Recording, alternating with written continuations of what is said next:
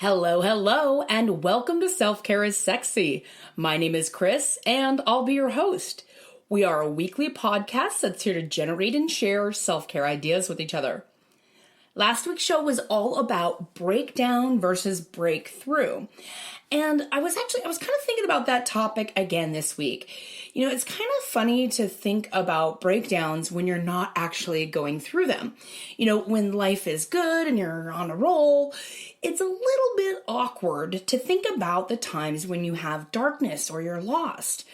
And when you're not in it, it's like you want to avoid breakdowns, right? You want to avoid thinking about it.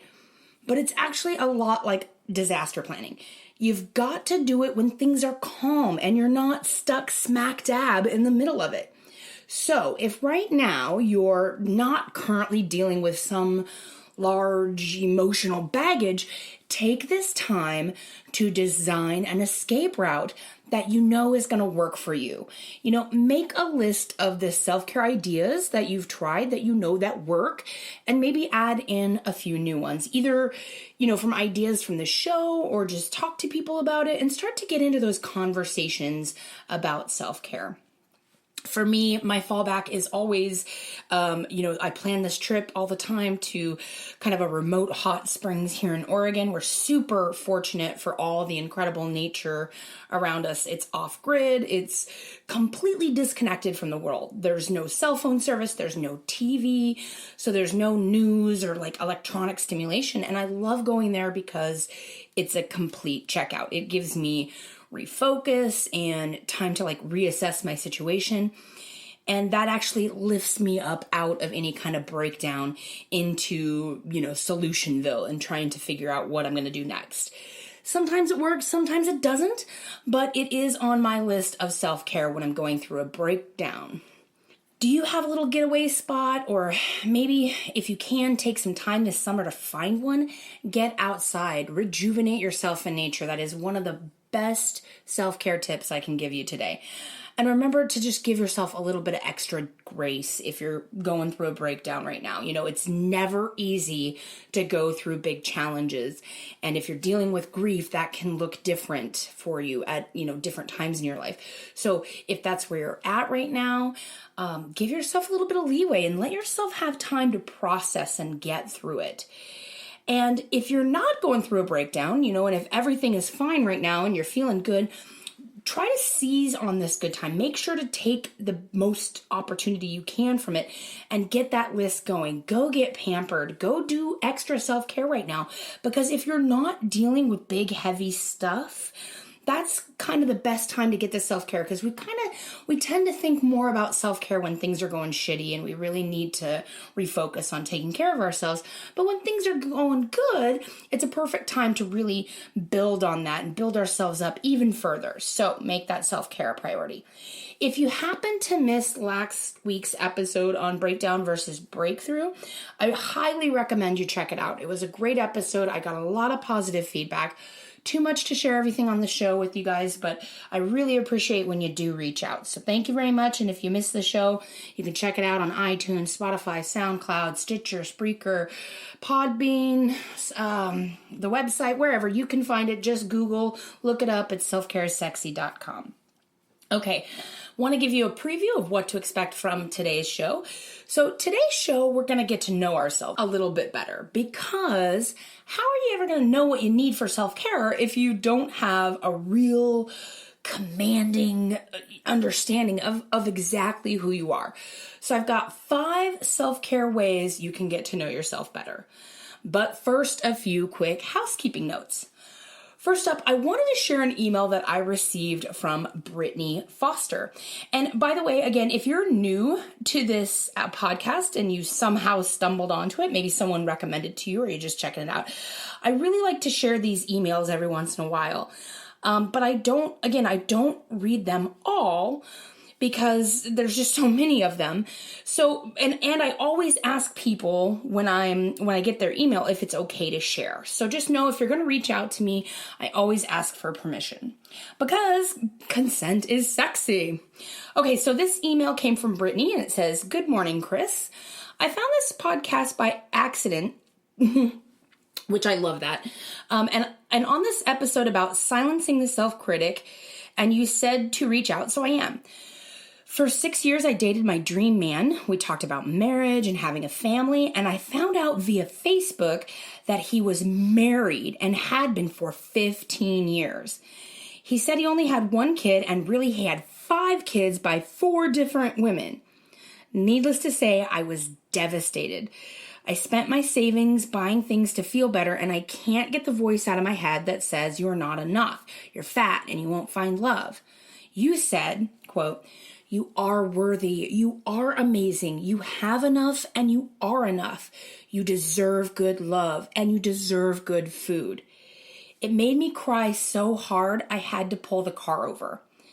I'm looking for ways to get my self-confidence back as well as getting back on track. I burned through my savings and I'm struggling, and I've been diagnosed with depression, and I'm just trying. Please excuse any grammatical errors.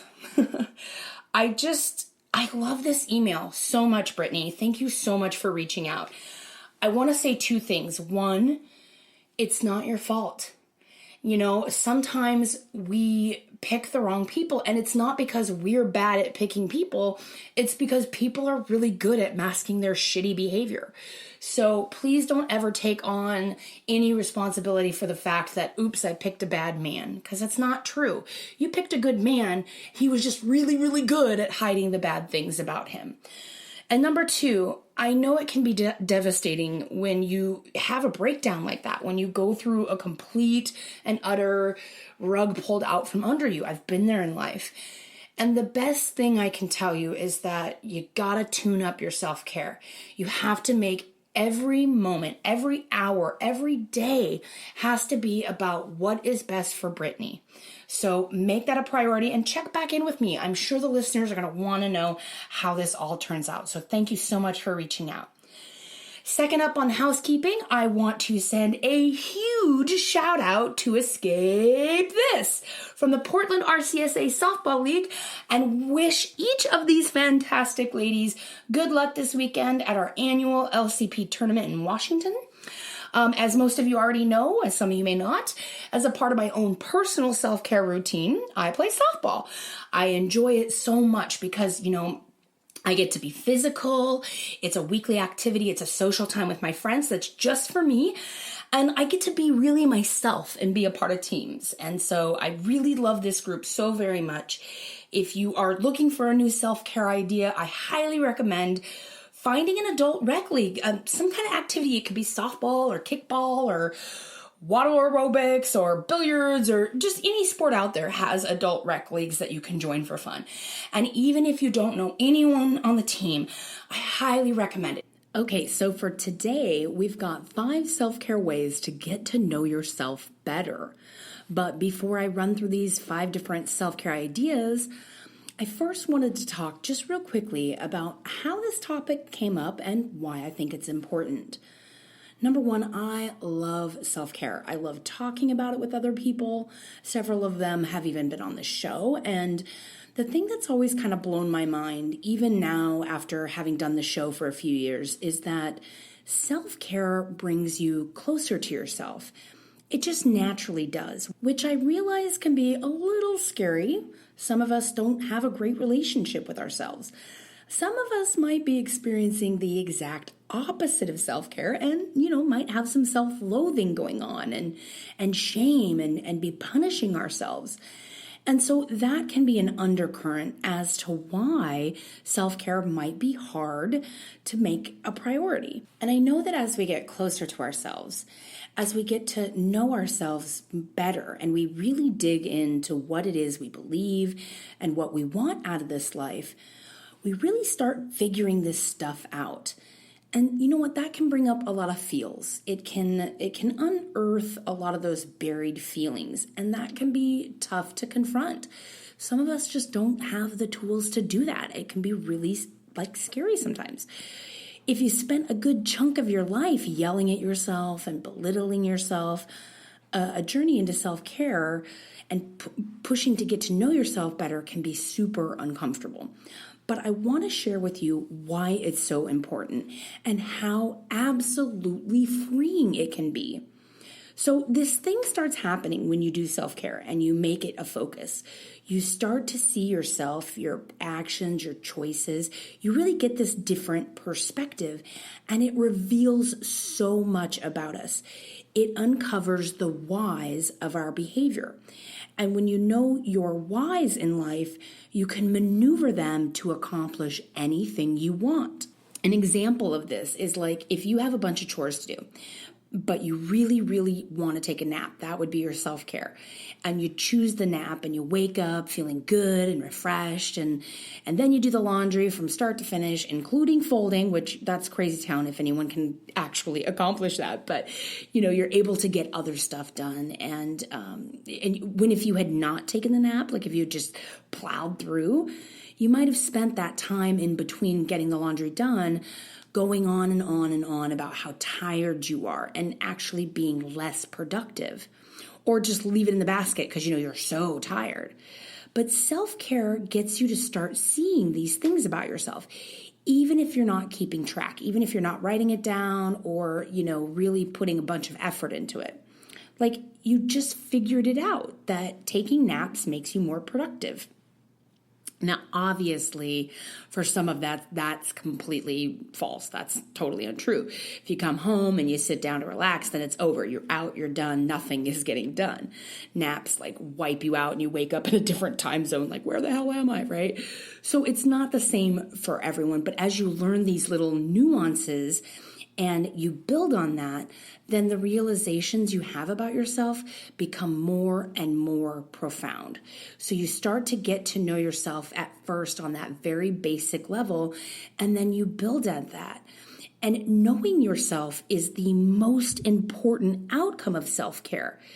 Because when you know yourself, you're better at communicating, you're better at boundary setting, you're better at just participating because you know your strengths and your weaknesses, and you have a truly objective view of yourself.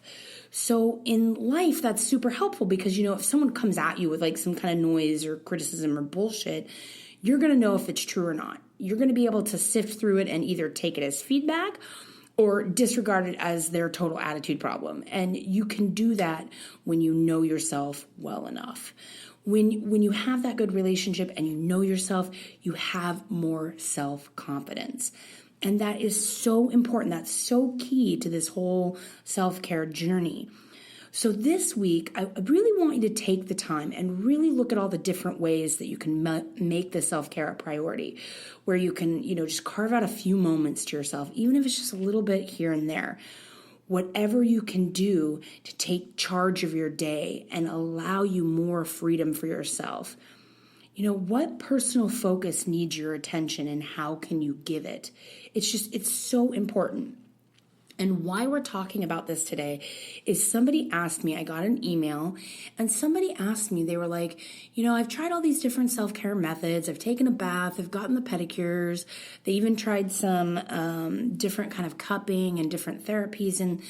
And they had reported that, it's just, I'm not tapping in. It's not making me feel good. It's not really doing anything to like scratch the surface of the depression, the anxiety, and the different problems they're facing. And it got us thinking, and we were trying to problem solve this. And I just had asked the question, do you know yourself well enough to know what you want right now, what you need?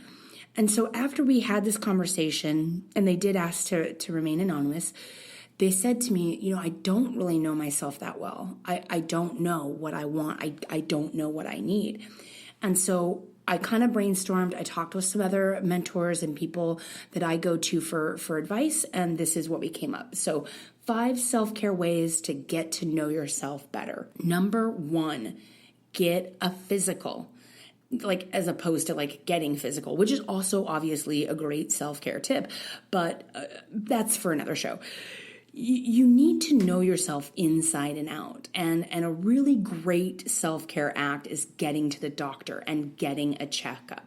Just making sure that all your levels are level, and that you're on track. If you're a woman, it's especially important to get the boobs checked and a pap smear, and just to make sure that it's all in working order. And I do know there are a lot of us out there that put this off. Maybe you've had a bad experience with a doctor, or you don't like hospitals. Maybe you've been sick before and it's just a bad, like, taste